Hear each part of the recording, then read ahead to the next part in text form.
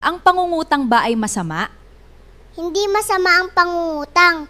Ang masama yung umutang ka tapos kinalimutan mo. Ang utang hindi dapat laging pinapaalala yan kasi kung matino ka at may hiya ka, dapat kusa kang magbayad. Dahil kusa kang lumapit at pinautang ng walang pag-aalinlangan. Napakalungkot ang sitwasyon ng isang nagpautang. Dahil sa panahon ngayon, ang nagpautang na ang nag-a-adjust. Samantala yung umutang, sila na ang nagdidesisyon na kung kailan sila magbabayad. Ikaw ang nagpautang pero ikaw pa ang magpapaliwanag kung bakit kailangan mong kunin ang pera mo. Kung umutang ka at wala kang pambayad, mag-update ka respeto sa taong nagpautang sa'yo. Hindi yung magparamdam ka lang kung kailan mo gusto.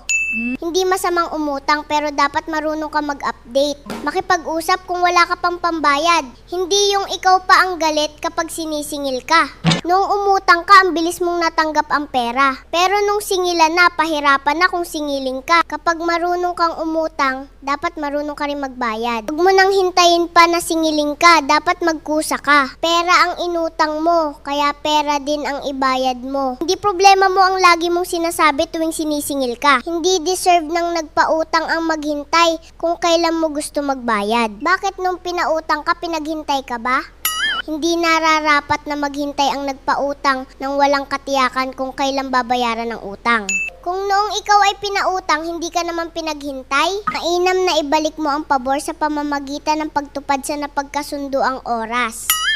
Kapag umutang, bait-baitan. Kapag singilan, tapang-tapangan. May kilala ba kayong ganito?